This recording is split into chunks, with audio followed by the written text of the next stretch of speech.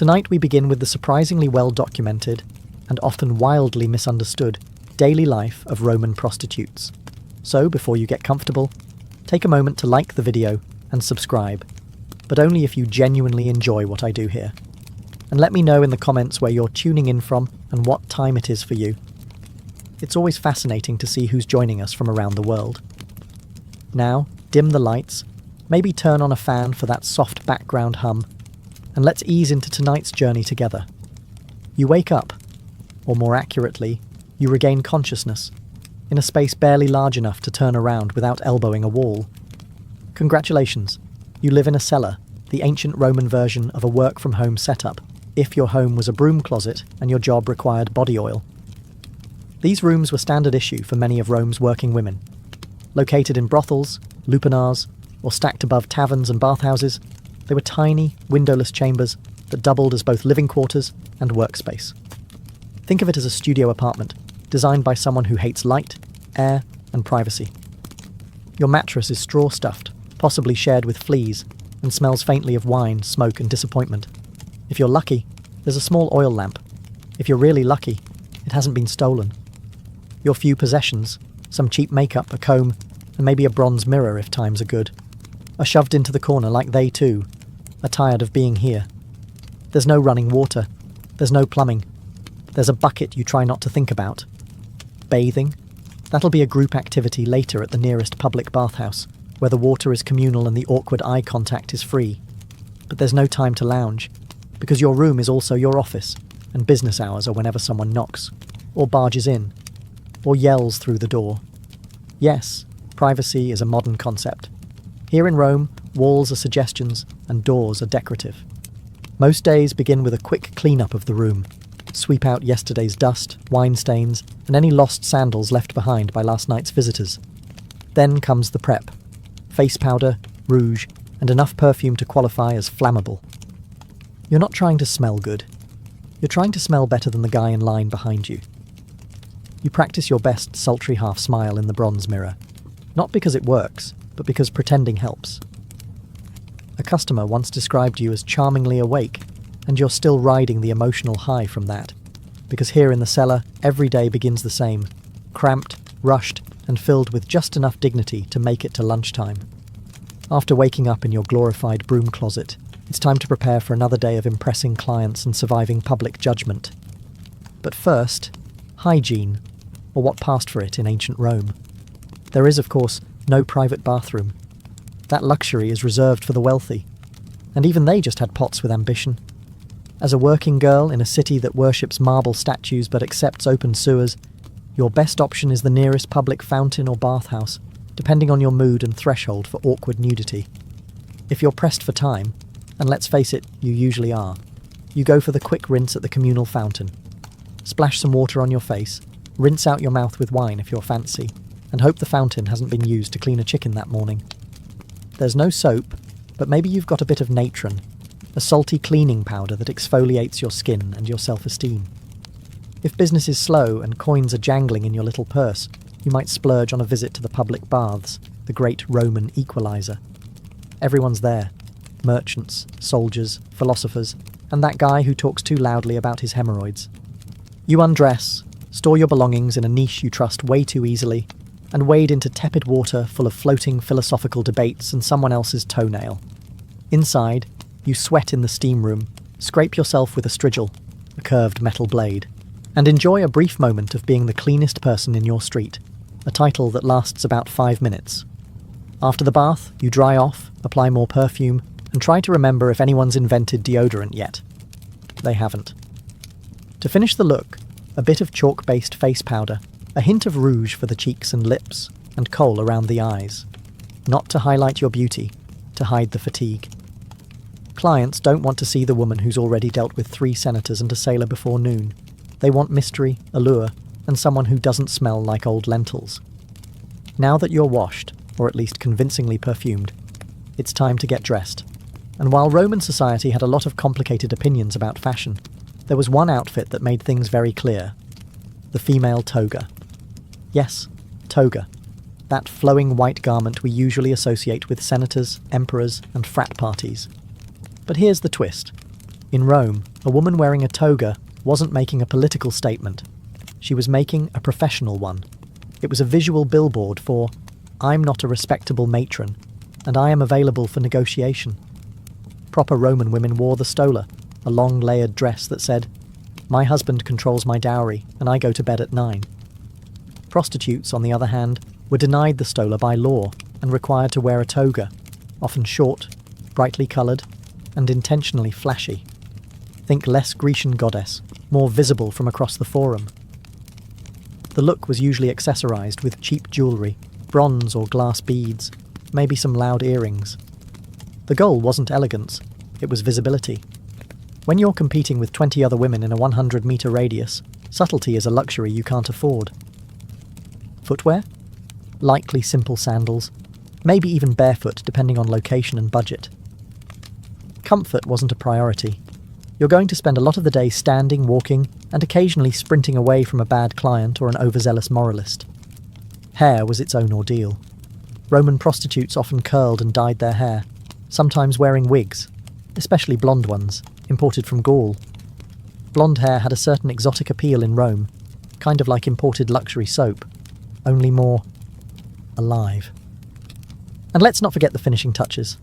Makeup. Pale face powder to contrast with red lips and cheeks, and thick kohl eyeliner to make your eyes pop. Or at least look less sleep-deprived. Once fully dressed, you looked obvious. And that was the point. In a city of 1 million people, your outfit was your business card.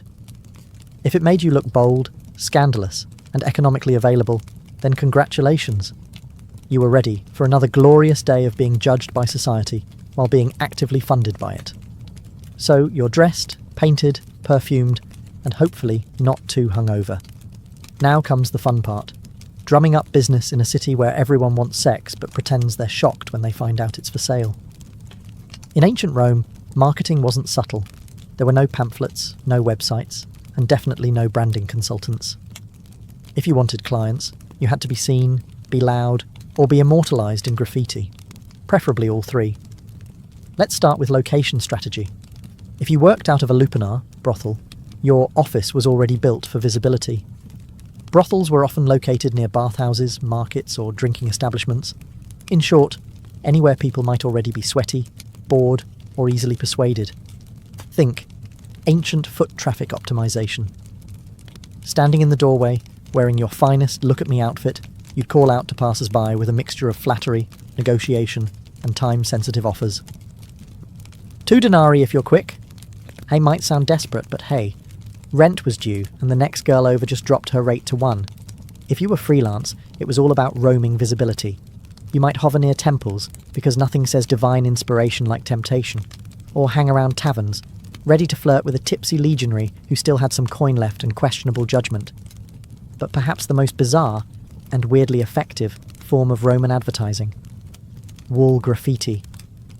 Yes, Pompeii has immortalised the genius of ancient street marketing.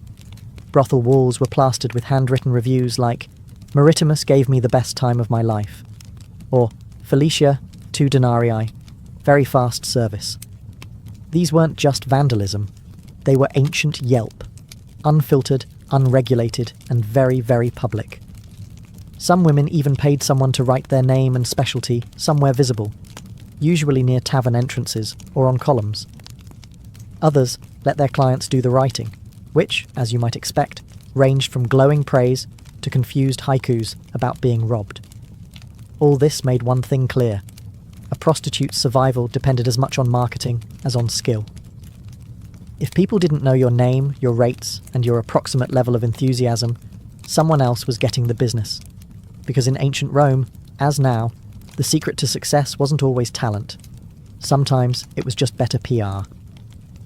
So you've advertised yourself.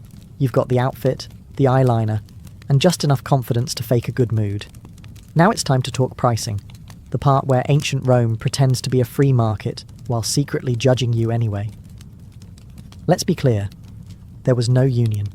Rates were set by supply, demand, and whatever you could get away with before someone bartered you down with a loaf of stale bread.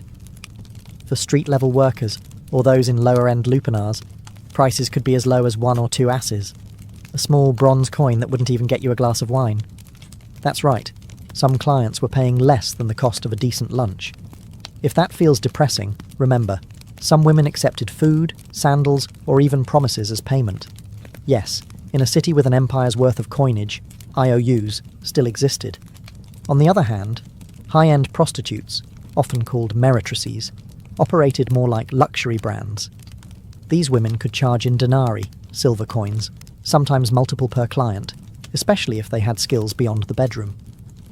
Conversation, music, poetry, basic literacy, anything that let a client believe they weren't just hiring company, but taste. Some prostitutes even had niches, not architectural ones, marketing ones. Maybe you specialised in working with sailors, or performing erotic dances, or reciting poetry during the act. Don't laugh. Ovid probably inspired someone. The more unique your brand, the less replaceable you became. Repeat clients might get a discount, or not.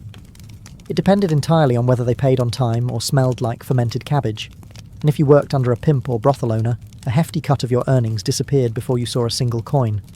Some women were enslaved, which meant they didn't get paid at all, just food, shelter, and a vague promise that one day they might buy their freedom if they somehow won the Roman lottery.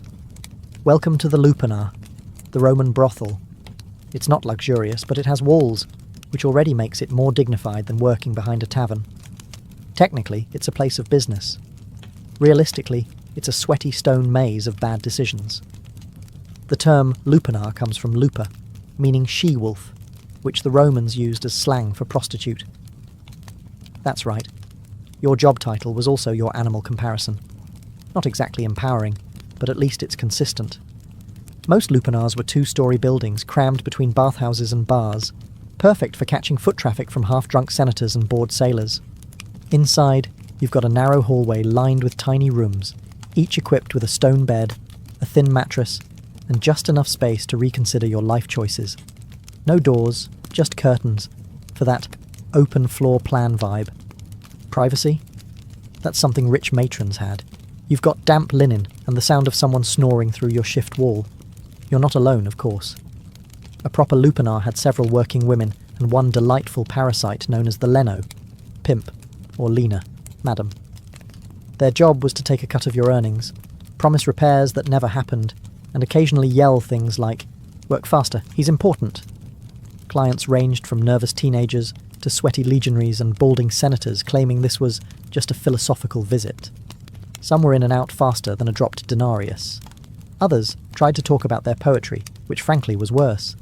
During downtime, you'd sit near the entrance, giving your best "I'm flirty but dead inside" expression, while calling out to passing foot traffic. Marketing was mostly volume-based. 2 coins! Special today! I'll pretend to listen. And yes, the walls were covered in graffiti, ancient Yelp reviews etched lovingly into the plaster. Felix was here, twice, or Thais gives a good time. Occasionally someone got artsy and drew pictures. Proportions were rarely accurate. Confidence, however, was never lacking. Working in a lupanar wasn't glamorous, but it was consistent. A roof over your head, a bed, if you squint, and if nothing else, you'd always have a front row seat to humanity's weirdest parade. Not every Roman prostitute worked in a lupanar. Some preferred, or were assigned to, the equally glamorous world of taverns. If the brothel was a chaotic office cubicle, the tavern was more like working in an open-air startup, with more vomit and fewer stock options. Taverns, kolpanai or popinai, were where Rome's finest drunkards, merchants, off-duty soldiers, and guys named Gaius with gambling debts gathered to drink, shout, and pretend they understood Virgil. For prostitutes working here, the motto was simple: serve the wine, sell the charm, dodge the gropes. A typical shift involved pouring watered-down wine into dirty cups for people who wouldn't notice the difference anyway. With your other hand, you flirted just enough to keep the denarii flowing, but not so much that a brawl broke out. Unless that brawl was entertaining, in which case, carry on. Unlike the brothel, taverns were technically food establishments, so you had the delightful backdrop of boiled cabbage, fish sauce, and body odour. It was an aroma that clung to your tunic and your soul. But it also meant you could upsell a client. For 2 more coins, I'll pretend you don't reek of garum. Some women worked the back rooms or upstairs areas, making the tavern a part-time brothel with table service. Others kept things more casual, offering company, lap-sitting, and heavily suggestive compliments like, "Your toga looks clean." This was high praise in Rome. Payment was often immediate. Credit did not exist. If a client tried to delay, you had options: yell, threaten, or grab the bouncer, who was usually a retired gladiator with one eye and a short temper. The upside: taverns offered more foot traffic and sometimes better tips. The downside: you were a waitress, therapist, and hostage negotiator all at once, and no one tipped for emotional labour. And of course, there was the endless soundtrack: shouting, dice clacking, liar players trying to impress women, and the occasional argument over who invented democracy. Working tavern duty was unpredictable, exhausting, and smelled like despair. But it paid the bills. Sometimes, if the customers didn't vomit on your sandal first. For the entrepreneurial spirit with no brothel affiliation and too much confidence, there was always the street. Freelance prostitution in Rome meant walking the line between independent contractor and please don't arrest me. The Roman streets were alive with opportunity and sewage.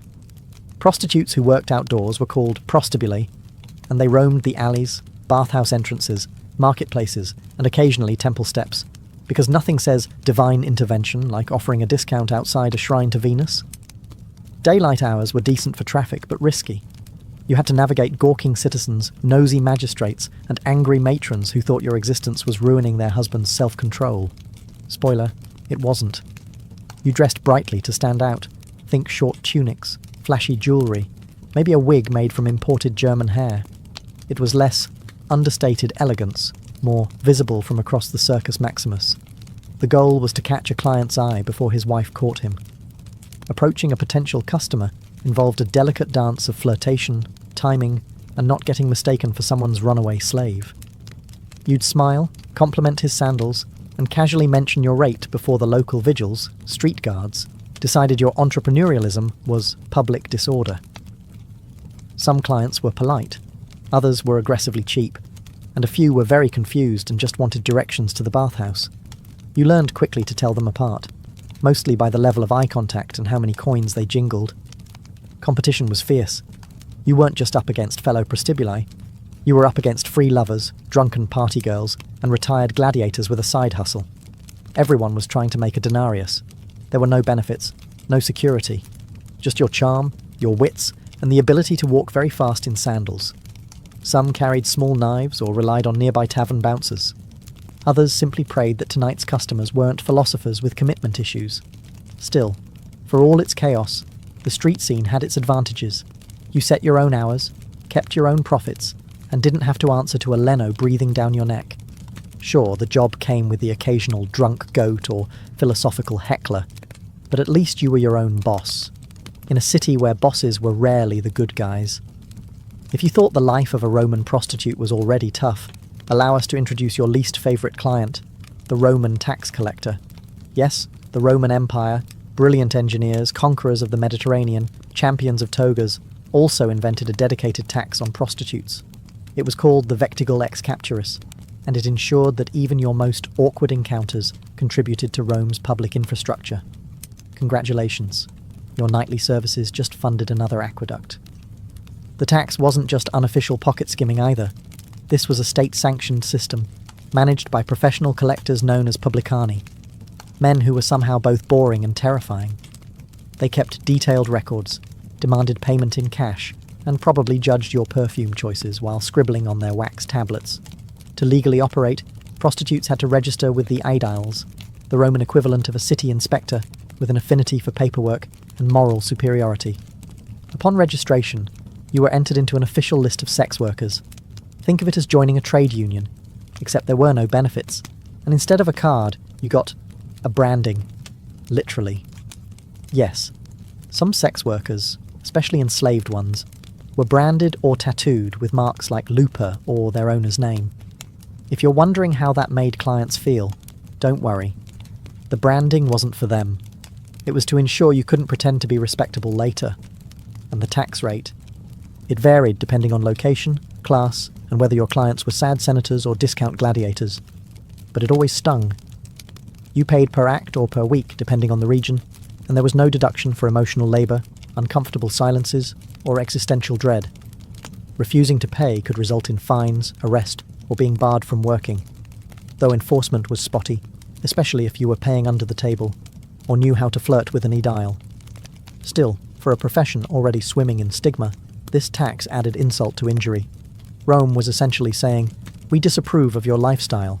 Also, give us 10%. But hey, on the bright side, at least you could proudly say your labour was helping to fund another temple, probably dedicated to a goddess who still wouldn't return your prayers.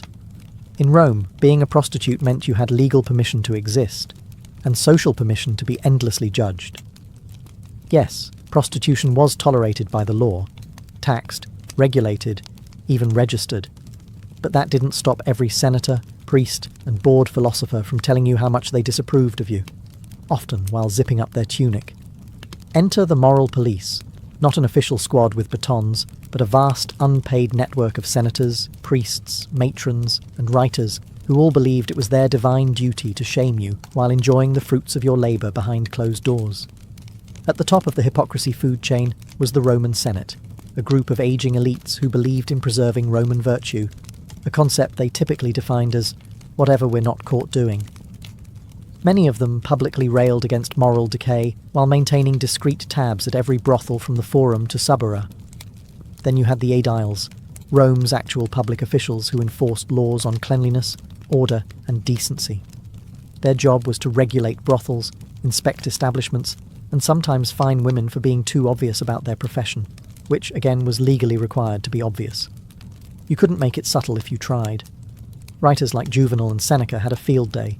They mocked prostitutes in verse, lumping them in with greedy merchants, loud women, and, horror of horrors, women who read books. And yet these same writers gave vivid, suspiciously detailed descriptions of brothel life. Almost as if they'd done extensive research. Even Roman matrons, the respectable wives of the elite, got in on the judgment. They wouldn't speak to you, of course, but they'd walk past your street corner with a gaze that could sterilise a fig tree. Some even petitioned for laws banning prostitutes from wearing jewellery or entering public baths, which is rich considering many of their husbands treated bathhouse visits like part-time jobs. Working as a Roman prostitute came with certain occupational hazards, namely disease, injury, and whatever that thing was the sailor from Brundisium left behind. Welcome to the health and wellness chapter, where the only prescription is, hope you survive. Let's begin with the big one. Venereal disease. Ancient Rome didn't have germ theory, but they did know that some men left you with more than a coin purse and a bad poem.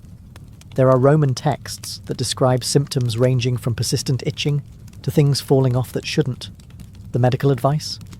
Usually a mix of vinegar washes, herbal ointments, and desperate prayers to Venus. Pregnancy was another ever-present concern. There was no birth control pill, but there were options if you had the guts and the budget. Prostitutes used natural contraceptives like silphium, an extinct plant famously over-harvested for this exact reason, animal intestines as crude condoms, and wool tampons soaked in herbal concoctions. Effectiveness? Somewhere between maybe and miracle. If pregnancy occurred, things got complicated. Some women carried to term and raised their children, often within the brothel itself. Others gave infants up to foundling homes, or worse, the open streets. Infanticide wasn't legal, but turning a blind eye, that was practically a civic duty. For day-to-day ailments, sore muscles, cuts, stress-induced rage blackouts, the go-to remedy was usually wine, opium, or a slap from your leaner to stop whining. If that failed, you might visit a temple of Asclepius and sleep on the floor hoping for a healing dream. Ancient wellness culture was less spa weekend and more mystical nap with side effects. Infections were common. Hygiene was ambitious. There were no gloves, no antiseptics, and absolutely no one washing their hands before sticking fingers where fingers had no business being. And let's not forget the emotional toll. Depression, trauma, anxiety, all part of the job. Rome didn't have therapists. You had fellow prostitutes, wine, and the occasional stray cat who listened without judgment. In a city where divine intervention was blamed for everything from floods to flatulence, prostitutes weren't just dodging moral judgment. They were also trying to stay on the gods' good side, or at least bribe them for health, luck, and a low-maintenance clientele. Religion in Rome was a full-time job, and the gods were always watching, judging, occasionally cursing. But the divine pantheon had a few deities who were, let's say, more lenient toward your profession. First there was Venus, goddess of love, beauty, and general poor decision-making. Many prostitutes dedicated small altars to her in their rooms. Offerings of flowers, perfume, or a coin were made in hopes of attracting wealth, charm, or at the very least, clients who didn't smell like boiled goat. Then came Fortuna, goddess of luck. Given how random your daily income was, ranging from a gold bracelet to 3 mouldy grapes and a promise, Fortuna was kind of a big deal. You might wear a charm bearing her likeness, or mumble a quick prayer before a customer with too many rings and suspiciously clean sandals walked in. But religion wasn't all glitter and flirtation. The darker side of belief included superstition, omens, and magical countermeasures, because when in doubt, blame the spirits. You'd burn incense to ward off the evil eye, tie red cords around your ankle for protection, or hire a professional witch to curse a rival prostitute's hairline. Don't laugh. Cursed tablets, called defixiones, have been found all over Roman brothel districts, many reading like ancient Yelp revenge reviews. May her tongue rot, may her clients dry up, may she trip in the street and land in donkey dung. If you were enslaved, you might also pray to Mercury, the god of commerce and transactions, because let's be honest, your life was one long receipt. And if you were lucky enough to save up for freedom, Libertas, the goddess of liberty, got a private altar and a slightly more expensive candle. All this spiritual effort wasn't just tradition, it was survival with flair. When Rome gave you judgment, disease, and rude senators, the gods were your HR department. Mostly useless, occasionally helpful, and always accepting offerings. Love, in the Roman world of prostitution, was complicated. At best, it was a pleasant delusion, and at worst, a financial liability in a tunic. Clients fell in love all the time, or claimed they did, usually after 3 cups of wine and half a monologue about their mother. Some were sincere, some were drunk, and some were trying to get a discount. "But baby, I'm different," they'd say, clutching your hand like a tragic poet. And you'd nod politely, mentally calculating how much they still owed you. Some working women reciprocated these feelings, or at least pretended to. Emotional labour was part of the package. Smile, listen, pretend his toga doesn't smell like despair. For a few clients, you might even develop something real: attachment, affection, or just mutual exhaustion. But more often than not, romance was a dangerous distraction, especially when you remembered that Rome legally categorized you as infamis, meaning you could not legally marry a citizen even if you wanted to. That didn't stop people from trying. There are tales of prostitutes who fell in love with their regulars, who were promised freedom, marriage, a house with a garden, only to end up abandoned the moment another woman with better eyeliner walked by. There were also clients who genuinely adored their favourite companion, showering them with gifts, poems, and occasionally actual manumission, the legal act of freeing a slave. These stories exist, but they were the exception, not the rule. Among fellow prostitutes, real bonds were more likely. You worked side by side, endured the same insults, shared the same lice. Some of these friendships became sisterhoods. Others became quiet romantic partnerships, hidden beneath the radar of Roman patriarchy, which believed women couldn't fall in love with anyone except a man with a sword collection. And of course, there were lies you told yourself. That one day you'd quit, that your best client really would take you away, that if you could just save a little more, you'd open a perfume shop in Ostia and never look back. Maybe it wasn't true, but in Rome, everyone had a fantasy. Yours just came with better lighting and lower expectations. In the Roman world of sex work, beauty was currency, and youth was the exchange rate. So what happened when the blush wore off, the client stopped lingering, and your joints started popping louder than your earrings? Simple. You aged out, but you didn't disappear. Some women, having saved carefully, or miraculously had a client with both money and follow-through, managed to buy their freedom if they were enslaved and start over. The luckiest opened taverns or bathhouses, renting out rooms to the next generation of desperate optimists. Others became madams, Line, the brothel version of upper management. Less action, more shouting. As a Lena, you didn't need to be young or pretty. You needed to be sharp, intimidating, and fluent in threats involving sandals and overdue debts. You ran the schedules, kept the books, and made sure the curtains were only mildly horrifying. Clients feared you. Workers pretended to respect you. The Edels sighed when they saw you coming. Other retired sex workers leaned into fortune-telling. After all, when you've heard every confession and watched every mistake walk through the door, predicting doom becomes second nature. A few became unofficial therapists, wise women, or herbalists, offering advice laced with sarcasm and slightly incorrect medical suggestions. But many simply kept working, because Rome wasn't in the habit of offering pensions to women who'd spent 2 decades in a toga. Older prostitutes still had clients, they just adjusted their marketing. Less blushing flower, more experienced, discreet, and tolerates poetry. Physical appearance mattered, but so did reputation. A woman known for conversation, kindness, or mind-blowing. Astrology readings could remain in demand long after her prime. And for those with no savings, no patrons, and no lucky breaks, the options weren't kind. You begged, you cleaned temples, you worked in laundries until your hands turned into shriveled olives. Rome didn't care how you got old, only that you did so quietly. But here's the truth they didn't carve into marble. For many, survival itself was the achievement. And if you made it to old age with your wit intact and at least one working sandal, you were already a legend. When people think of ancient Rome, they picture marble statues, grand speeches, and emperors with questionable family trees. What they rarely picture: the woman leaning in a brothel doorway, adjusting her wig, and mentally calculating how many coins she needs to not starve next week. Roman prostitutes didn't just work in the shadows.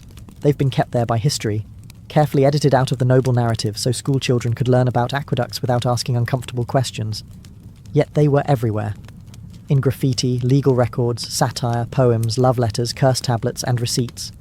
Yes, actual receipts. They were a fixture of daily Roman life, even as society treated them like morally contagious wallpaper. What history usually gets wrong is the assumption that these women were powerless victims or morally bankrupt seductresses. In reality, many were savvy, adaptable, and, dare we say, better at business than half the Senate. They knew how to read a client, negotiate terms, avoid danger, and hustle a living in a city that cheered gladiators and stoned anyone who wore the wrong shoes. And they weren't all the same. Some were enslaved, some free. Some catered to the wealthy, others to whoever had 2 coins and bad breath.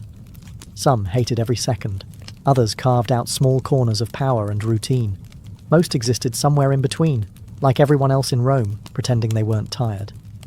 Their stories were rarely written by them. Instead, they were remembered by poets looking for metaphors, by moralists clutching their pearls, or by archaeologists piecing together Pompeii's raciest wall scribbles.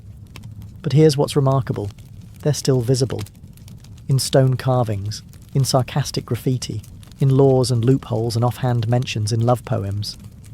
These women were erased from respectability, but not from reality. They worked, they laughed, they scammed, they wept, and they endured. All without marble statues or gilded tombs, just faint ink on a crumbling wall. Maritima was here, and worth every coin. So the next time someone waxes poetic about the glory of Rome, remember, behind every toga-clad philosopher was a working girl keeping the economy, and the gossip, alive. In the world of the Vikings, warfare was a constant presence, and with it came injuries, deep cuts from swords, axe wounds, broken bones, and burns from fire and frost. On the battlefield or back in the village, it was the leknir, the healer, who was called upon to treat the wounded. These individuals were respected members of society, combining the practical knowledge of herbs with the spiritual traditions of Norse belief. Among the most trusted herbs in a Viking healer's collection was yarrow, Achillea millefolium. Known for its ability to staunch bleeding, yarrow was used widely across northern Europe. Viking healers would crush the leaves and apply them directly to wounds, either alone or mixed into a poultice. Yarrow acted as a coagulant, helping to stop blood flow and prevent infection. It was believed to possess sacred properties, with legends connecting its power to Odin himself. The preparation of such remedies was both methodical and rooted in cultural ritual. The healer might wash the wound with boiled water infused with antiseptic herbs, apply crushed yarrow, and bind the area tightly with linen or animal skin strips. In some cases, Chants or prayers were recited during the process, invoking protection or healing from the gods. Healing was not just physical, it was also spiritual. Beyond battlefield wounds, yarrow was used internally as well. A tea made from its flowers and leaves could reduce fevers, ease digestive complaints, or help relieve menstrual cramps. It was a versatile plant, and one that could be found growing throughout the Viking homelands, in fields, near rivers, or in small garden plots maintained by women of the household. Healers in Viking society had a deep understanding of their environment. They knew which plants grew in which seasons, how to harvest them properly, and how to preserve them for use during the long, dark winters. Knowledge was passed down through generations, often from mother to daughter, or from elder to apprentice. These traditions blended elements of Germanic herbal lore with the rich cosmology of Norse mythology. In a world without hospitals or modern antibiotics, the skill of the healer and the power of plants like yarrow were essential to survival and to maintaining strength in a warrior-driven culture. While yarrow addressed bleeding and surface wounds, the Viking healers' battle against infection required deeper remedies. One of the most revered herbs in this regard was Angelica, Angelica archangelica, a tall aromatic plant with hollow stalks and umbrella-shaped clusters of greenish-white flowers. It thrived in the cold climates of Scandinavia and was considered so valuable that it was cultivated in monastery gardens long after the Viking Age ended. Angelica held a central place in early Northern European medicine, prized for its broad-spectrum medicinal properties. Viking healers used the root, leaves and seeds to prepare a variety of treatments. Most commonly, the root was dried and then steeped into decoctions to fight internal infections. It was known for its warming effect on the body and was used to stimulate circulation, cleanse the blood, and reduce inflammation. The antiseptic properties of Angelica were vital in treating infected wounds, especially those that had been neglected or exposed to dirt and decay. A healer might grind the root and mix it with animal fat or beeswax to create a salve, then apply it to festering injuries. When ingested as a tea or tincture, Angelica helped combat respiratory infections, fevers and digestive issues, ailments that could become life-threatening in a time without antibiotics. But Angelica's power extended beyond physical healing. In Norse cosmology, certain plants were believed to carry divine energy. The name Angelica itself, though Latin in origin, echoes the spiritual reverence surrounding the plant.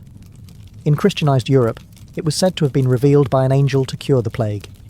While Viking belief systems were different, they too held that some plants were gifts from the gods. It is likely that Angelica, with its strong scent and dramatic appearance, was associated with protection and sacred power.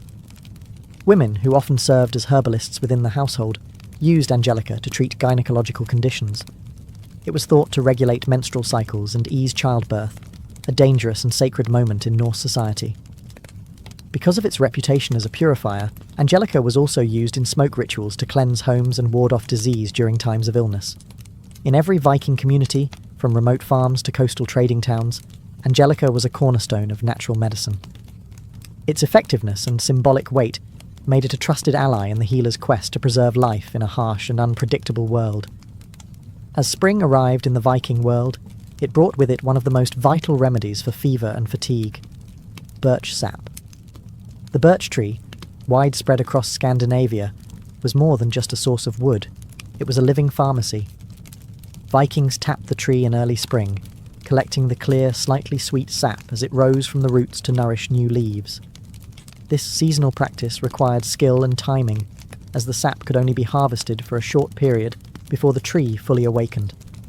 Healers used birch sap as a tonic for those weakened by long winters, illness, or lingering fevers.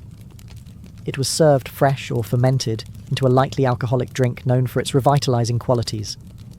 Rich in minerals, electrolytes, and natural sugars, birch sap helped rehydrate the body and restore lost energy, especially after the depletion caused by sickness or extended fasting. In an era without formal nutrition science, Viking healers recognized the restorative power of this gift from nature. In cases of fever, healers often paired birch sap with infusions of cooling herbs such as meadowsweet or elderflower. This gentle combination helped bring down body temperature while nourishing the patient. In more serious cases, the sap might be mixed with bitter herbs like wormwood to purge the body of what was believed to be harmful humours. The logic was simple: cleanse, restore, and rebalance. Beyond its internal uses, The birch tree had a role in external treatments too. The bark, when boiled, produced a tar-like substance with antiseptic properties. It was used to treat skin infections, minor burns, and bites. Birch leaves were also used in poultices and steam baths to draw out toxins from the body, often accompanied by prayer or ritual to align the physical with the spiritual. Symbolically, the birch tree represented renewal and purity. It was often the first tree to grow after land was cleared or burned, and this regenerative quality made it sacred in both Germanic and Norse traditions. The use of its sap in healing reflected this belief, returning vitality to the sick and offering the promise of recovery after hardship. In the healer's practice, birch sap was a seasonal treasure, a clear, life-giving elixir that marked the changing of the year and the persistence of health in a cold and often merciless land. In Viking herbal medicine, juniper was revered for its powerful cleansing properties, both physical and spiritual. Growing abundantly in the rocky soils of Scandinavia, juniper bushes with their prickly needles and aromatic berries were among the most trusted tools in a healer's repertoire. Whether burned, boiled, or brewed, juniper was used to purify the body, the air, and even the spirit. Juniper berries were commonly used as a diuretic and a remedy for urinary tract infections. When consumed as a tea or decoction, they stimulated kidney function, helping the body to flush out excess water and harmful substances. This made them especially useful during illnesses that involved swelling, bloating, or lingering fevers. The berries also had mild antiseptic properties, allowing them to address infections from within, a crucial function in an age with no antibiotics. For respiratory issues, juniper smoke played a vital role. Healers would burn dried juniper branches and let the smoke fill a room or a tent, believing it could drive out disease. This wasn't just symbolic.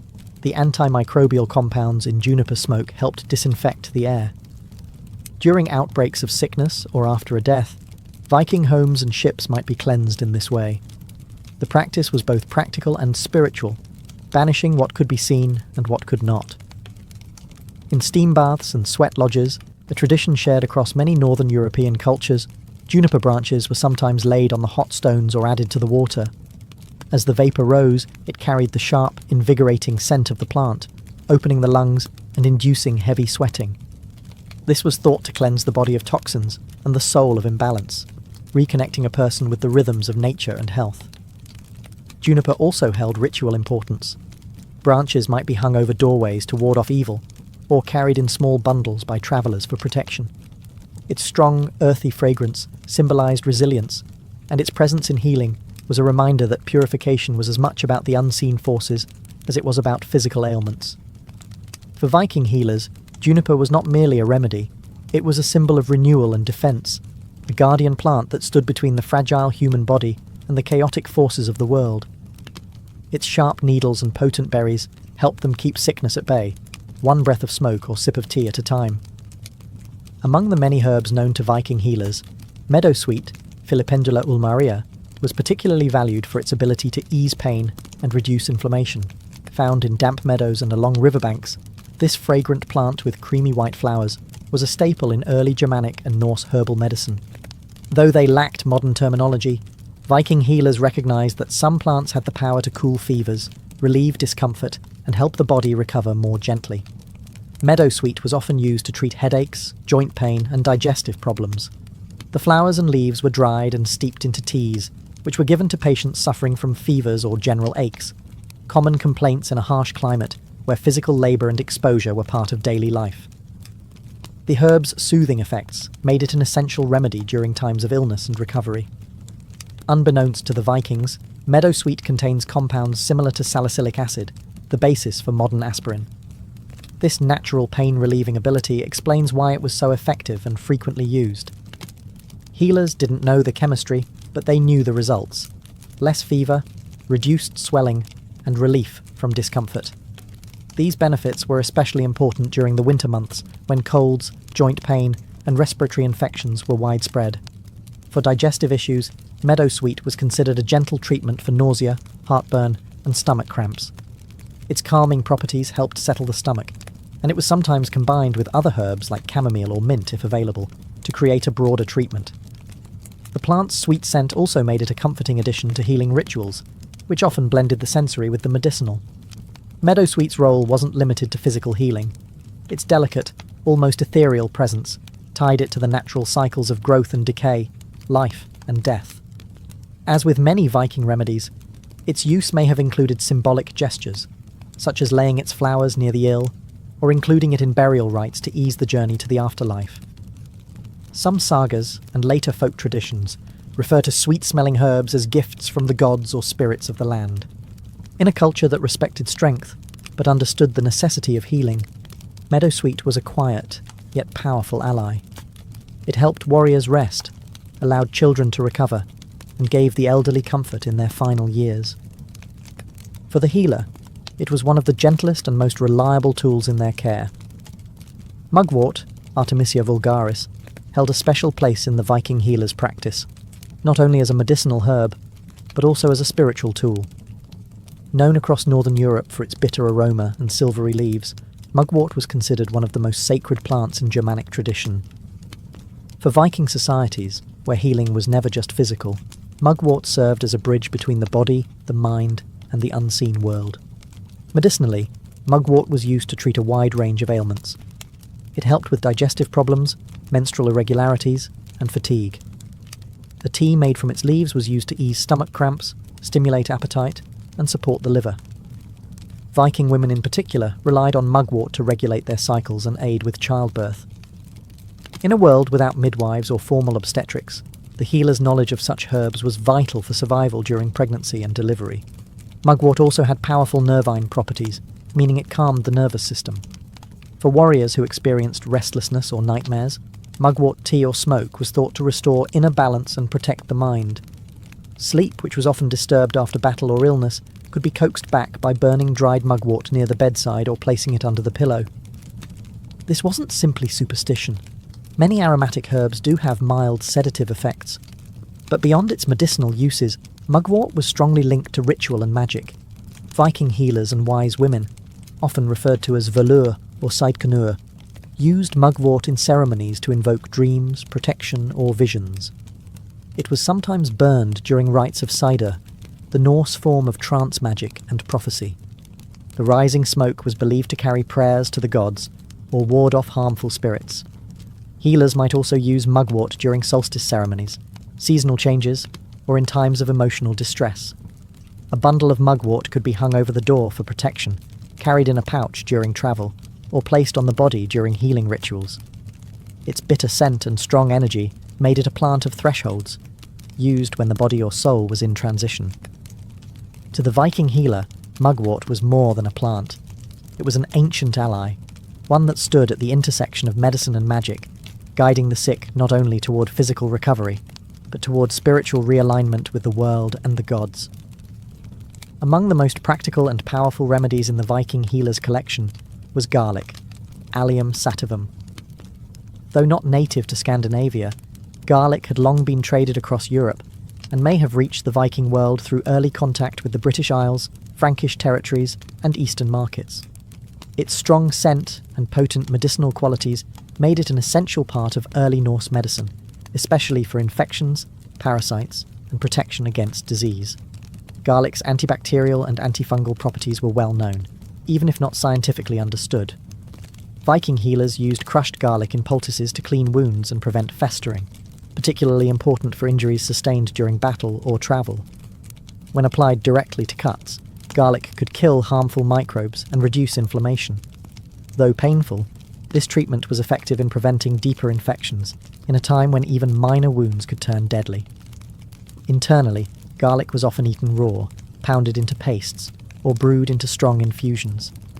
It was believed to strengthen the immune system, purify the blood, and warm the body during illness. In harsh northern winters, when colds, fevers, and coughs were widespread, garlic served as a valuable tonic.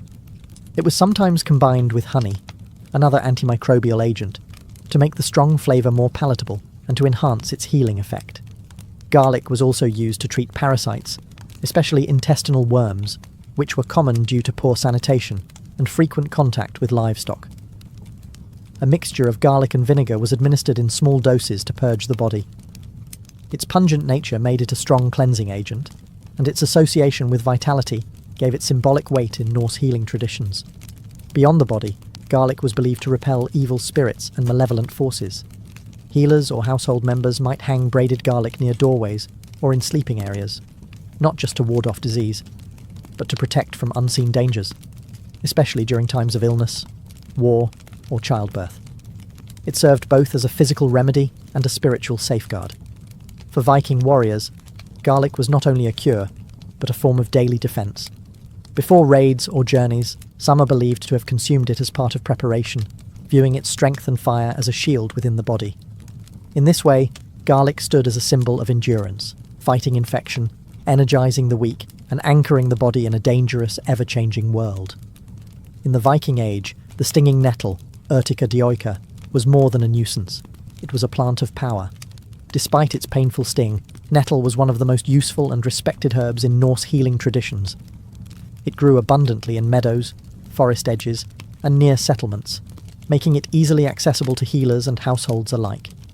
Its medicinal benefits were numerous, and its resilience in harsh conditions mirrored the strength and endurance the Vikings valued. Nettle was used primarily to treat conditions related to blood and vitality. Viking healers prepared nettle teas or broths to combat fatigue, iron deficiency, and overall weakness. Rich in iron, calcium, and vitamin C, nettle acted as a natural tonic, especially important during long winters when fresh food was scarce and illness spread easily. Warriors recovering from battle or children recovering from fever were often given nettle to rebuild strength. The leaves were dried or cooked to reduce their sting and then brewed into infusions. These drinks were believed to purify the blood, promote circulation, and encourage the body to rid itself of harmful substances. Nettle also had a mild diuretic effect, making it useful for treating fluid retention and joint pain, common issues among labourers and older community members. In external treatments, nettle was sometimes used in surprising ways. The practice of urtication, striking sore limbs with fresh nettle stalks, was used to stimulate circulation and relieve arthritis or muscle stiffness.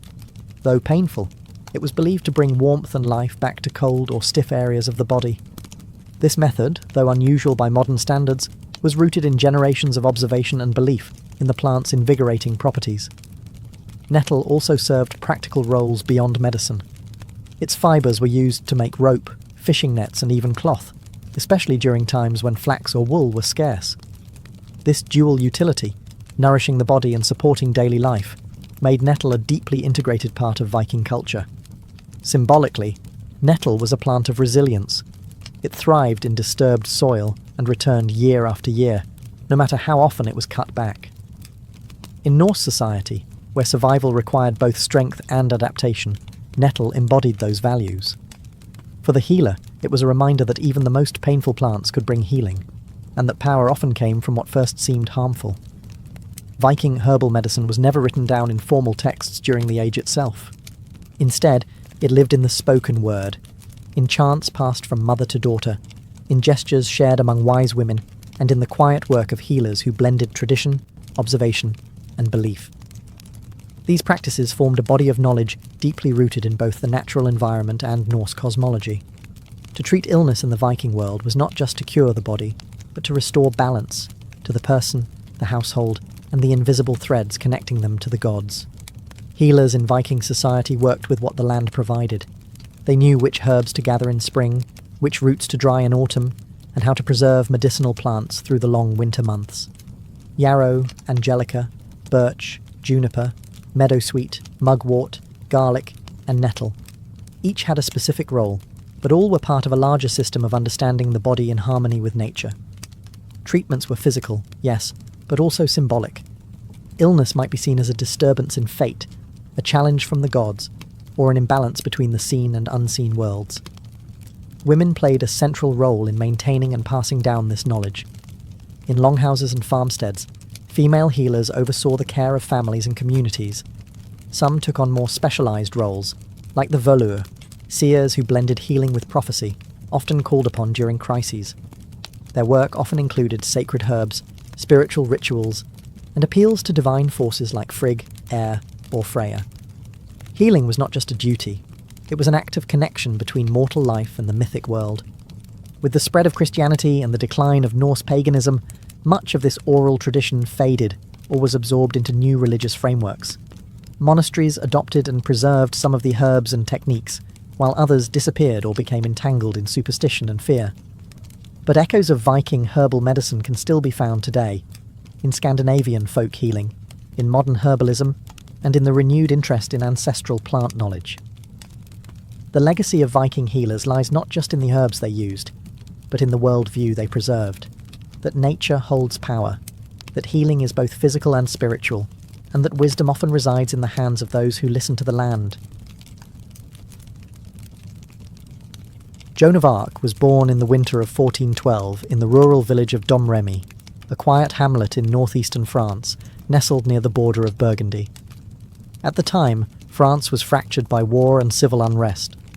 The 100 Years' War between England and France had already dragged on for decades, and northern France was caught in the crossfire. Joan was born into this turbulence, the daughter of Jacques d'Arc and Isabelle Romay, devout peasants who raised their children in the Roman Catholic faith. Her family lived modestly. They owned a small patch of land, a few animals, and relied on farming to survive. Joan was not taught to read or write, like most girls of her class, but she was known for her hard work and deep religious devotion from an early age. She spent much of her childhood helping around the house, tending sheep and attending church. Her world was humble and steeped in faith. The voices she would later claim to hear would come to someone who already spent hours in prayer and contemplation. Domremy itself was a contested area. Though technically loyal to the French crown, it bordered Burgundian territory, a faction allied with the English. The threat of violence was constant. Raids by Anglo-Burgundian forces occasionally swept through the region, destroying crops and burning homes. Joan would have grown up with stories of heroism and defeat, of saints and warriors, of kings and traitors. Her early years were shaped by instability, fear, and a longing for peace. Despite the fear that hung over France, Joan's childhood was not without community. She was well liked in the village and described by neighbours as kind, pious, and unusually serious for her age. She often prayed at a nearby chapel dedicated to the Virgin Mary, where she would later claim her divine mission began. These years laid the spiritual and emotional foundation for what would come. Her faith, her loyalty to the king, and her sense of purpose were not formed in the royal court, but in the fields and chapels of her village. From such humble origins, no one could have imagined that this peasant girl, illiterate, unknown, and barely a teenager, would one day stand before kings, lead armies, and challenge the might of empires. At the age of 13, Joan of Arc's life changed forever. She later testified that in the summer of 1425, while alone in her father's garden, she experienced a vision, accompanied by a voice that seemed to come from beyond this world. At first, she was afraid. The voice, surrounded by a dazzling light, was accompanied by the appearance of figures she identified as Saint Michael, Saint Catherine, and Saint Margaret, 3 powerful saints in Catholic tradition. These visions would continue, growing in intensity and clarity over time. The message was clear but extraordinary. She was chosen by God to help save France. More specifically, her divine mission was to drive the English out of French territory and to ensure the coronation of Charles, the Dauphin, as the rightful king of France. It was a staggering revelation for a young peasant girl with no military experience, no formal education, and no standing in society. Joan told no one at first. She kept the visions private, fearing disbelief or punishment. But the voices persisted, urging her to act. Over the next few years, she became increasingly convinced that her mission was real. She began to devote herself even more deeply to prayer, fasting, and religious discipline, believing that her purity and obedience were essential for fulfilling God's will. By 1428, the political and military situation in France had worsened. The English had captured much of northern France, and the city of Orléans, a key stronghold, was under siege. The Dauphin Charles remained uncrowned, his legitimacy in question. Joan, now 16, believed the time had come to act. She travelled to the nearby town of Vaucouleurs and requested an audience with the local commander, Robert de Baudricourt, claiming she had a message for the king. At first, Baudricourt and his men laughed her off. The teenage girl claiming divine guidance was hardly taken seriously. But Joan was persistent. She returned again and again, speaking with a conviction that unsettled some and impressed others. Eventually, after hearing reports of her reputation for piety and learning that she had predicted a military setback in Orléans before news had reached the town, Baudricourt relented. He agreed to send her, dressed in men's clothing and under armed escort, to meet the Dauphin. Joan's journey from peasant child to military envoy had begun, led by visions, faith, and an unshakable sense of destiny. In early 1429, Joan of Arc arrived in Chinon, where Charles, the uncrowned Dauphin of France, held his court. The journey had been long and dangerous. She travelled more than 300 miles through enemy territory, dressed as a man to avoid attention and assault. When she finally stood before the royal court, she was met with scepticism and curiosity. Charles, unsure of her motives and wary of trickery, decided to test her. To begin, he disguised himself in plain clothes and hid among his courtiers. Joan, having never seen him before, immediately picked him out and addressed him directly. Witnesses were astonished. She reportedly told him details that only he and his closest advisers would have known, possibly regarding a private prayer or secret doubt. For many in the court, it was the first sign that something beyond explanation was at work. Still, Charles was cautious. He ordered that Joan be examined by theologians and church officials in Poitiers. For several weeks she was questioned about her visions, her morality, and her doctrine. She was a teenage girl being grilled by learned men, yet she answered with composure and confidence. Her virginity was tested, as it was believed her purity was essential for her divine mission. The examiners found nothing heretical in her claims, and noted her remarkable character and intelligence, despite her lack of formal education. The court's advisers concluded she could be sent to Orléans with the army. But first, Joan requested something symbolic, something that would signal her role not merely as a soldier, but as a divine emissary. She asked for a banner. The banner she received was white, embroidered with an image of Christ and the words Jesus Maria. It would become her most treasured possession, and she carried it into every battle, declaring that she preferred the banner to the sword. She was also fitted with a custom suit of white armour and given a sword, which she claimed to have been divinely led to discover behind the altar of a chapel in Sainte Catherine de Fierbois. With her armour, banner, and a company of soldiers, Joan prepared to march toward Orléans. She was just 17 years old, young, untrained, and utterly convinced that God had sent her to save France. Her arrival at the besieged city would mark the beginning of one of the most legendary military campaigns in European history. By the spring of 1429, the city of Orléans had been under siege by the English for several months. Its fall would have opened the way to the heart of France, and with it, likely the collapse of French resistance. Morale was low, supplies were dwindling, and the Dauphin's cause teetered on the edge of defeat. Then Joan of Arc arrived. She entered the city on April 29th, met by cheering crowds who believed her to be a miracle sent by God. Clad in white armour and riding a white horse, she quickly became a symbol of hope and divine favour. Her presence reinvigorated the French troops and citizens alike. Though she had no formal military training, Joan spoke with boldness and authority, urging immediate action against the English fortifications. French commanders, initially hesitant to take orders from a teenage peasant girl, soon found themselves drawn to her conviction. Joan urged an aggressive strategy, claiming her voices had promised victory. Despite her youth, she rode into battle beside the soldiers, often placing herself in the most dangerous positions. Her courage on the field inspired others to fight with renewed determination. Over the course of a week, the French launched a series of offensives to break the siege. Joan wielded not just her sword but her banner, rallying the troops with cries of faith and purpose. She was wounded during the assault on the fortress of Les Tourelles, shot in the shoulder by an arrow. Refusing to retreat, she returned to the field after having the wound dressed, continuing to urge the men forward. On May 8th, the English finally lifted the siege and withdrew. It was a stunning victory, one that changed the momentum of the war. For the first time in years, the French had dealt a decisive blow to English forces. Joan's role was undeniable. Her leadership, her fearlessness, and her spiritual authority had turned the tide. The victory at Orléans was more than a military achievement. It was a turning point in the national consciousness of France. The peasant girl from Domremy had fulfilled the first part of her divine mission. Now, she turned her focus toward her second goal, to see the Dauphin crowned as king at Rheims, the traditional site of French coronations. The road to legitimacy had begun. With the siege of Orléans lifted, Joan of Arc's mission shifted toward a far more symbolic objective, the coronation of Charles the Dauphin.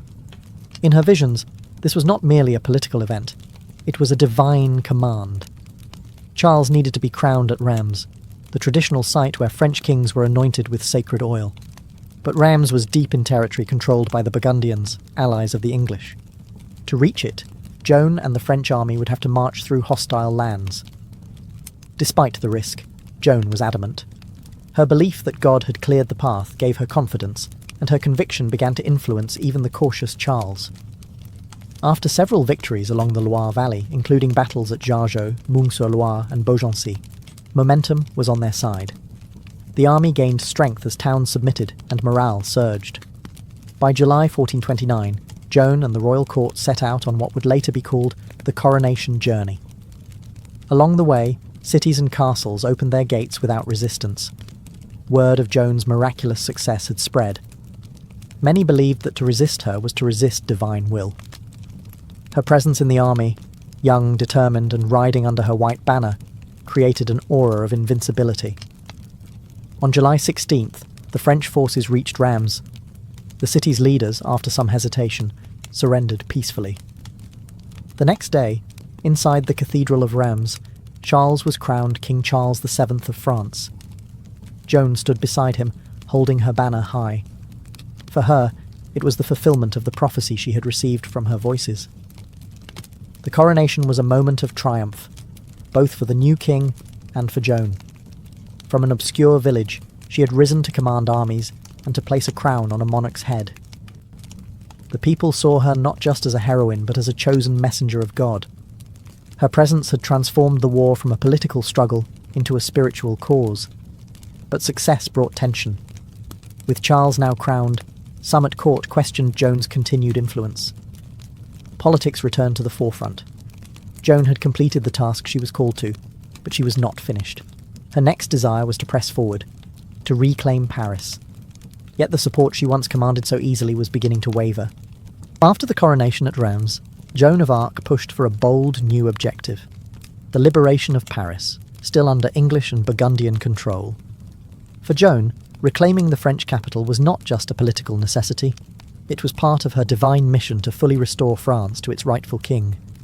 But not everyone shared her urgency. King Charles VII, newly crowned and politically cautious, hesitated. His advisers urged diplomacy, favouring a negotiated truce with the Burgundians. But Joan remained resolute. She believed that delay would only strengthen the enemy, and that God had already cleared the way for victory. Eventually, Charles agreed to an assault on Paris, though without full commitment.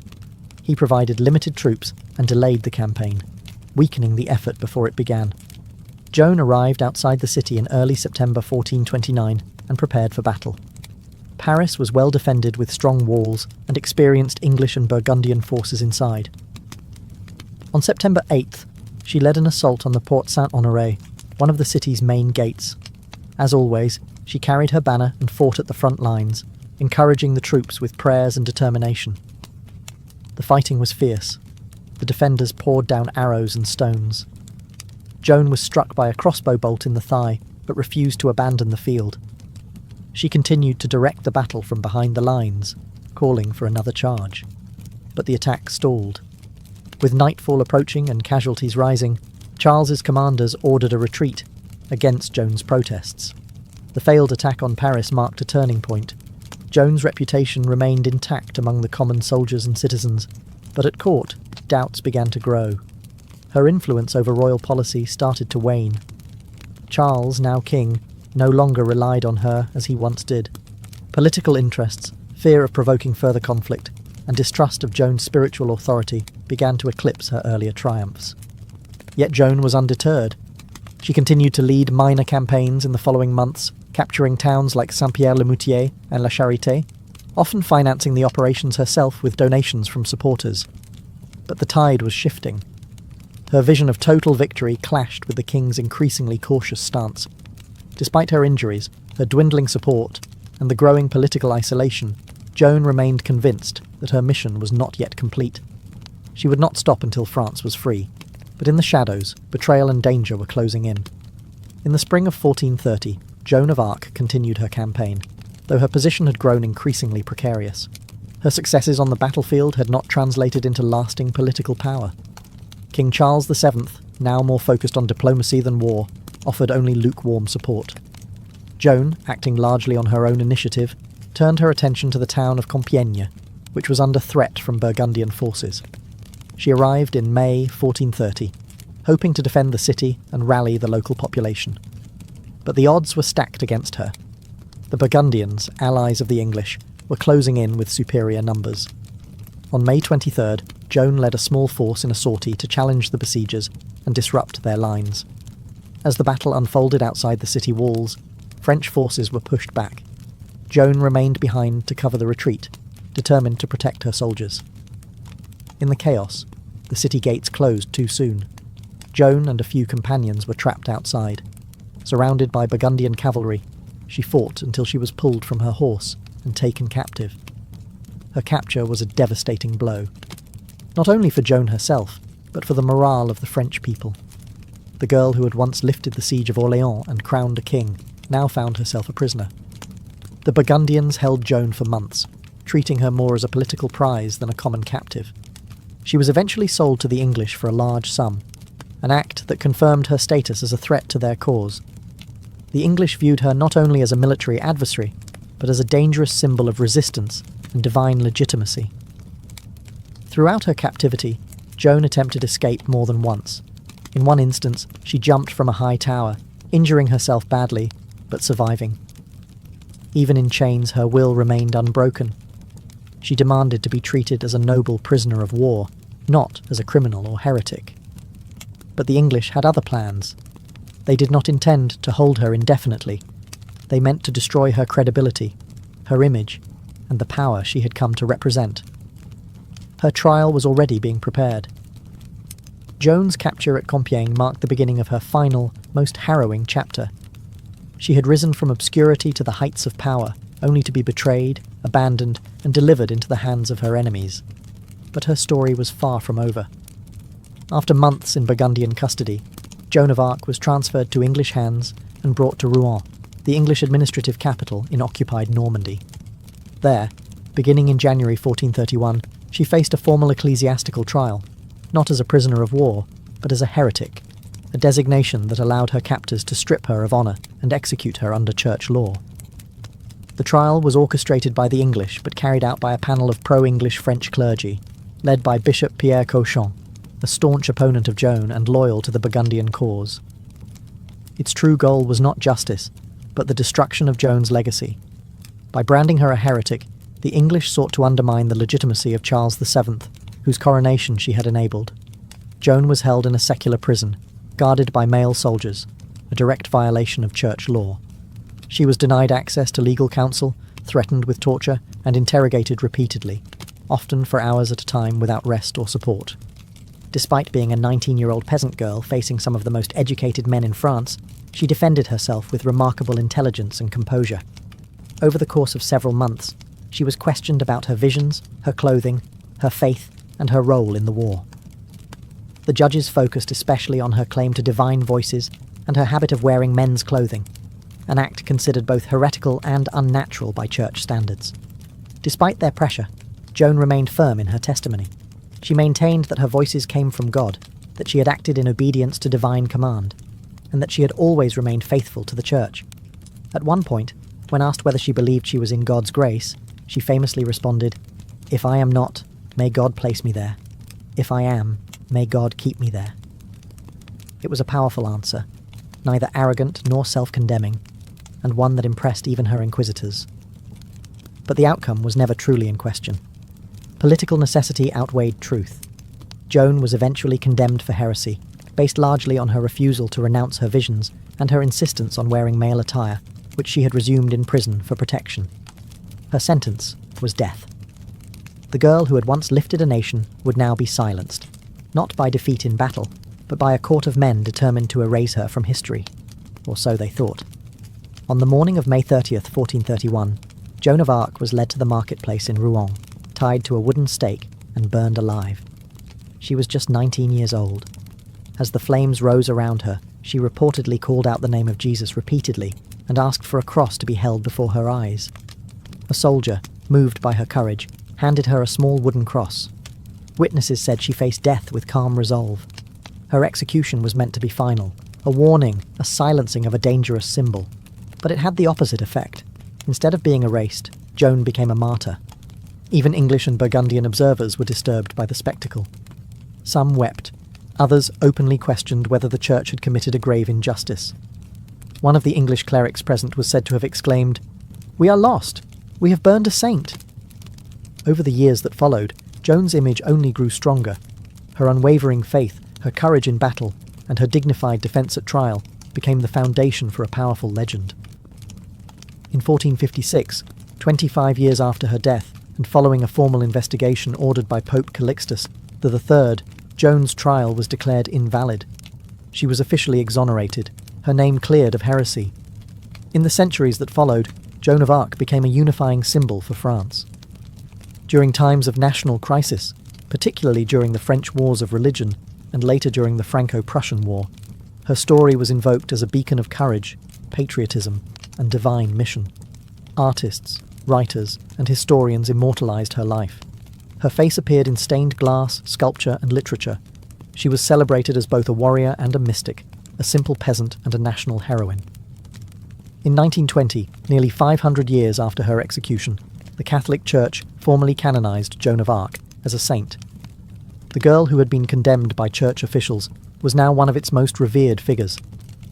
Her feast day is celebrated on May 30th, the anniversary of her martyrdom. Today, Joan of Arc remains one of the most iconic figures in world history. Her life defied every expectation. Peasant, prophet, warrior, prisoner, saint. Through faith and conviction, she altered the course of a kingdom. Through fire, she entered legend. And through memory, she lives on. The life of a medieval baker began in darkness. Long before roosters crowed or church bells tolled, bakers were already hard at work. Their day often started around midnight, when most of the town was fast asleep. The quiet streets were cold and still, but inside the bakehouse, flames crackled, flour dust hung in the air, and the rhythm of kneading began. Medieval bread wasn't made on a whim. It required precise timing and a practiced hand. Bakers relied on sourdough starters, carefully nurtured fermenting dough that gave rise and flavour to the loaves. There were no commercial yeasts. Everything was done by feel, smell, and experience. The flour was often coarse, ground at a local mill, and carried its own unique character based on region, season, and grain quality.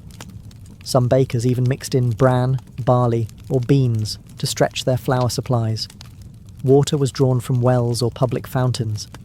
Everything had to be measured and mixed by hand, often in the dim light of oil lamps or candles. The mixing trough was usually wooden, and the dough had to be kneaded until it reached the right texture, a task that required strength and repetition. In colder months, the dough had to be kept warm with cloths or near the hearth to rise properly. The oven, usually a large domed brick structure, had to be heated long before baking. Bakers would burn bundles of wood inside until the walls radiated enough heat to bake several batches of bread. Ashes were raked out carefully, and the oven floor cleaned with a damp cloth or a wooden peel before the loaves were slid in. By the time the town stirred, merchants setting up stalls, church doors opening for morning mass, the baker's first loaves were already out of the oven. The smell of warm bread filled the air. It was the scent of sustenance, of daily survival. For many in the medieval world, bread was the cornerstone of every meal. But for the baker, it was just the beginning. Deliveries had to be made, customers served, and records kept. And once the ovens cooled and the counters cleared, there was little time to rest, because tomorrow's dough would need mixing before the moon set again. In medieval towns, the baker's work never truly ended.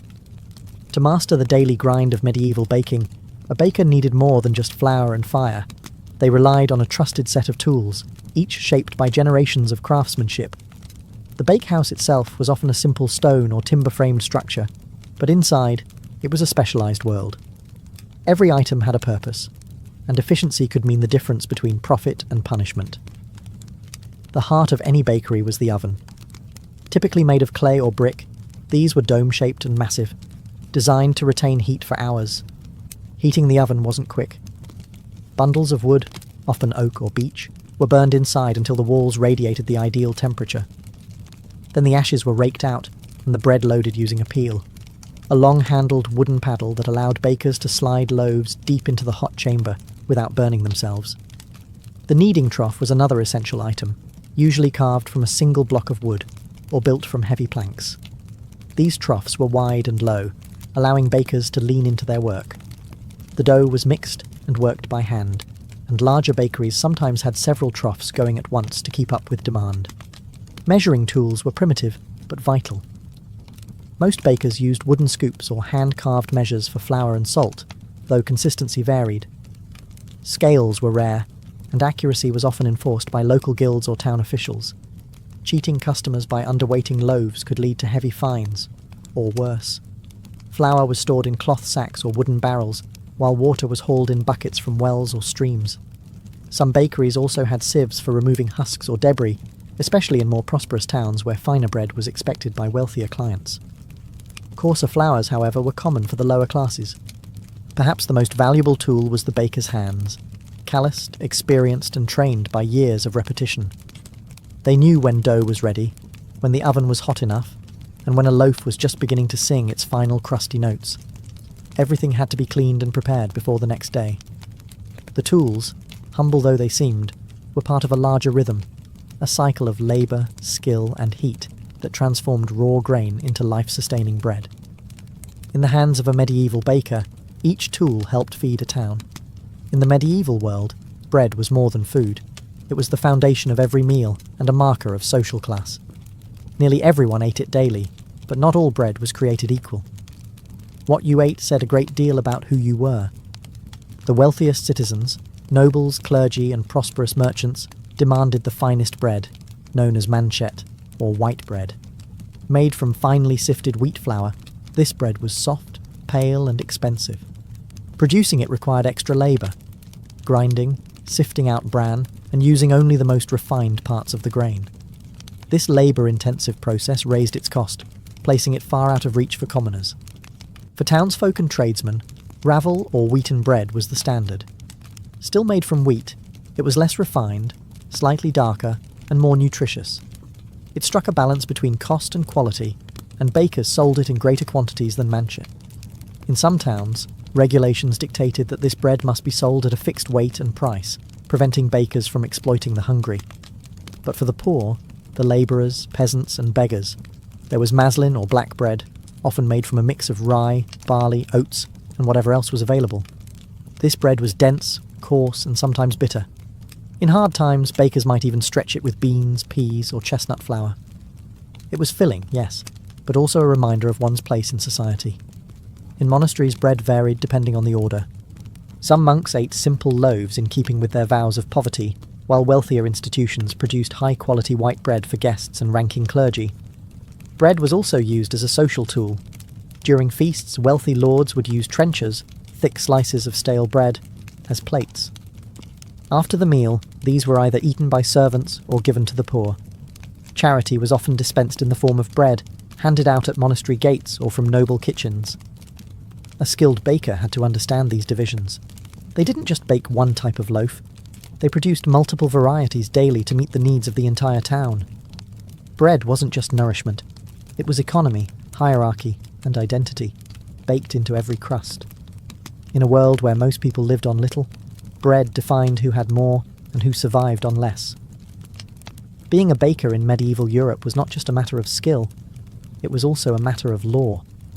Bread was considered so essential to life that its production was heavily regulated by local authorities and trade guilds.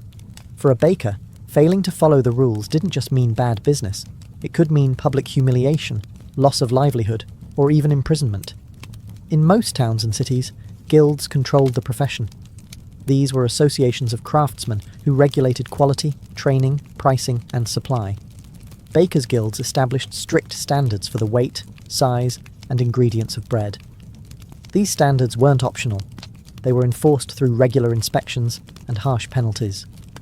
New bakers often had to apprentice for several years before they were allowed to operate their own ovens.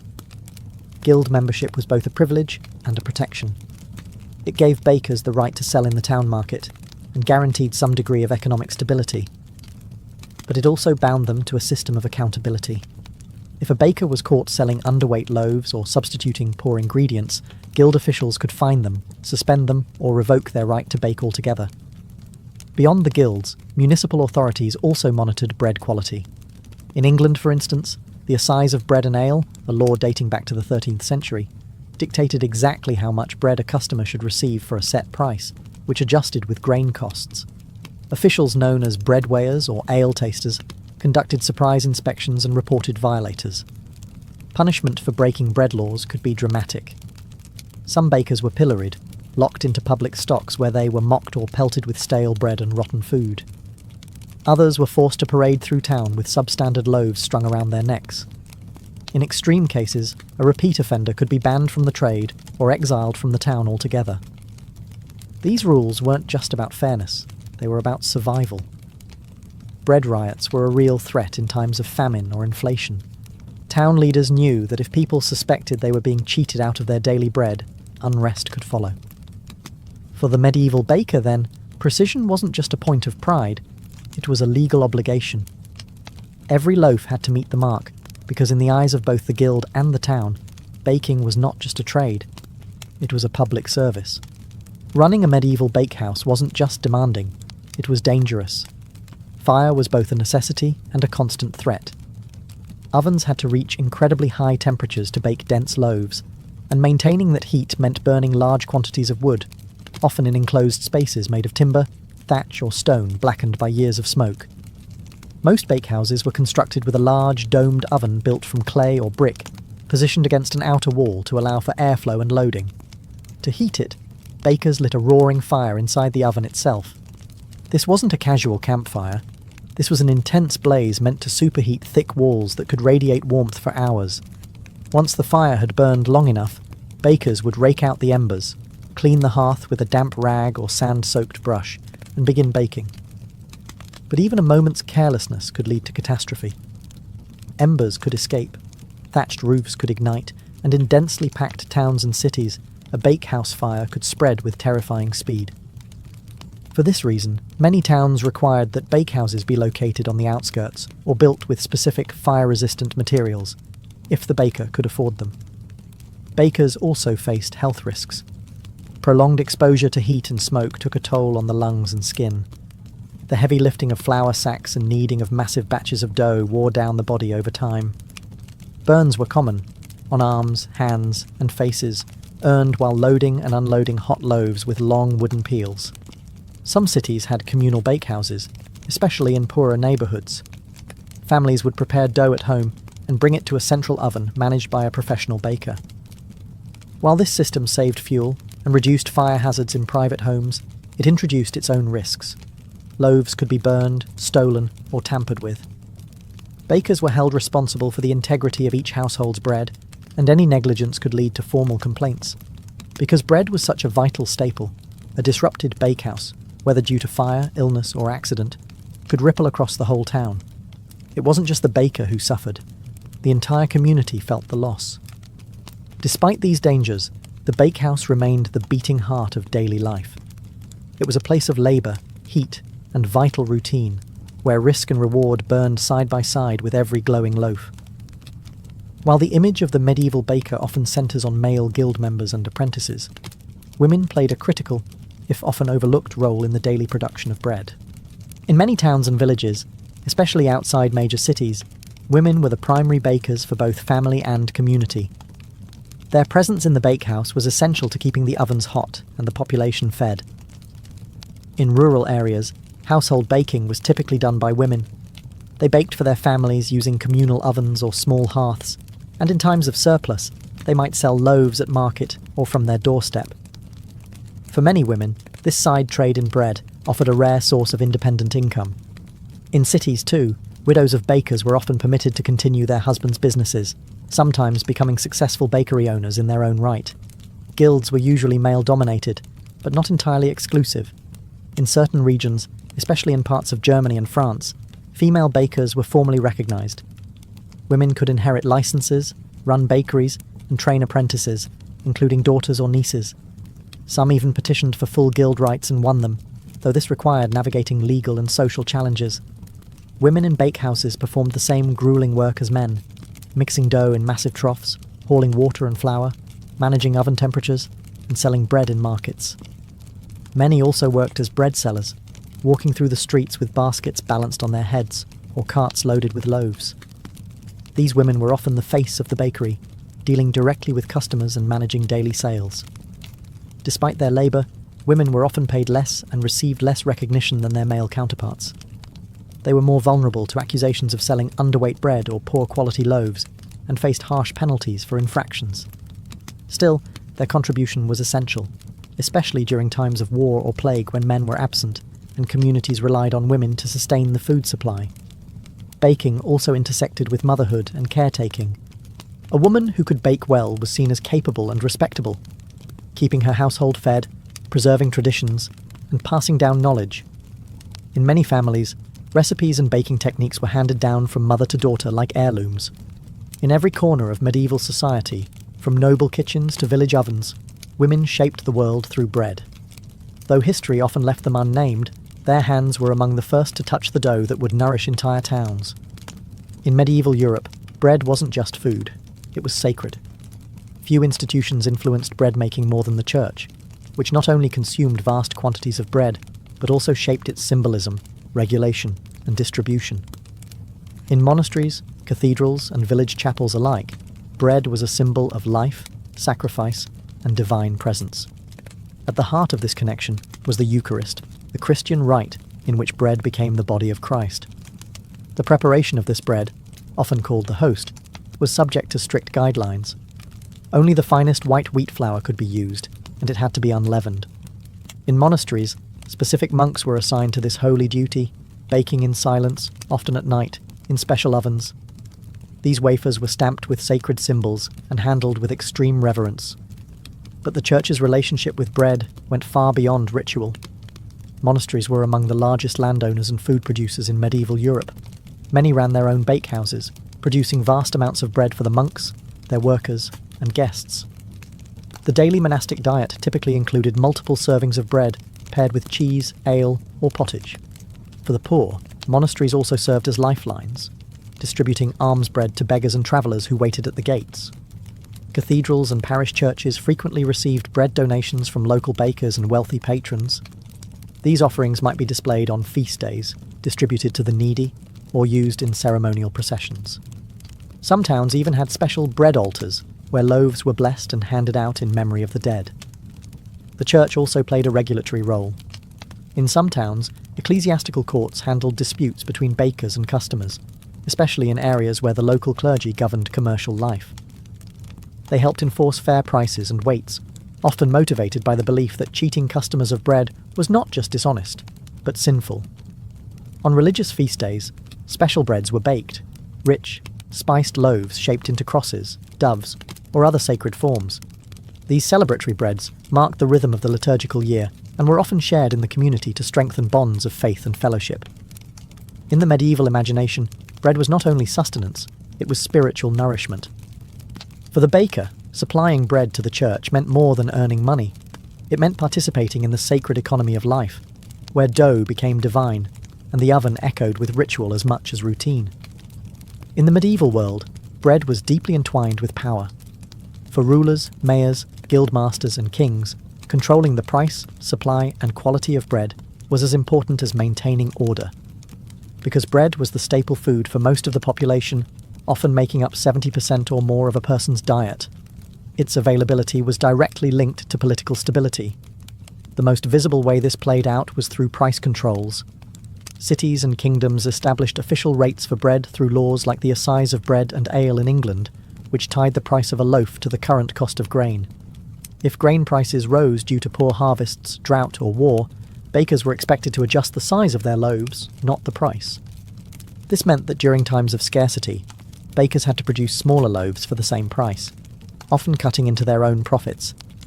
But if a baker was caught short-changing customers, or selling loaves below the legal weight, the punishment could be harsh. Authorities saw cheating as not just theft, but a betrayal of the public trust. In some towns, bakers were pilloried, forced to stand in public stocks while holding underweight loaves. Others were fined, shamed, or even banned from baking. Bakers were also required to keep detailed records of grain purchases, flour usage, and the number of loaves baked. Inspectors could show up unannounced to weigh loaves and examine ovens. In particularly tense times, such as during war or famine, bakers were sometimes placed under military guard to ensure fair distribution. Bread riots were among the most feared expressions of unrest. When bread became scarce or unaffordable, mobs could form quickly. In such cases, bakers might be accused of hoarding flour or favouring the wealthy. Entire shops could be looted and records destroyed. To maintain peace, city officials would sometimes seize grain stocks or subsidise bread to prevent starvation and protest. Because of its centrality to life, bread became a tool of both charity and control. Rulers handed out bread during public celebrations or religious festivals to win favour with the people. In castles, lords ensured their retainers and servants had ample supplies, reinforcing loyalty. And in towns, a steady stream of affordable bread was seen as the mark of good governance. In medieval politics, bread wasn't just food, it was power. And the baker stood at the intersection of hunger and authority. Though rarely named in chronicles or praised in songs, the medieval baker left behind a legacy that shaped the very foundation of everyday life. In a world of castles and cathedrals, kings and knights, it was the humble baker who fed the people. And while their work was done in darkness, before the town ever woke, its impact touched every household. The baker's influence extended beyond the ovens and into the cultural fabric of medieval society. From birth to death, bread accompanied every stage of life. It was present at baptisms, shared during weddings, offered in mourning, and honoured at church altars. Every loaf baked carried with it centuries of tradition, belief, and survival. The skills of the baker were passed down through generations, often within families or apprenticeships. Techniques were taught by hand and by repetition. How to feel when dough was ready, how to read the oven's heat without a thermometer, how to stretch flour in lean times without sacrificing quality. These traditions were deeply rooted in place and community. A baker in one region might favour rye and oats, while another relied on barley or imported wheat. Every town had its own flavour. Over time, as cities grew and trade expanded, the role of the baker evolved. By the late Middle Ages, commercial bakeries became more common, and baking began to shift from small household craft to full-fledged industry. Innovations like windmills and watermills improved flour production, and better road systems helped grain move from farms to markets more efficiently. Despite this progress, the essential rhythm of baking remained unchanged: rise, knead, shape, fire, feed. It was a cycle as old as civilization, and the medieval baker stood as its quiet custodian. Even today, echoes of their work survive. In languages around the world, the word for companion derives from Latin com panis, with bread. A reminder that sharing bread meant sharing life. The guilds that once regulated bakers paved the way for modern food safety standards, and the communal ovens of medieval villages laid the foundation for today's neighbourhood bakeries.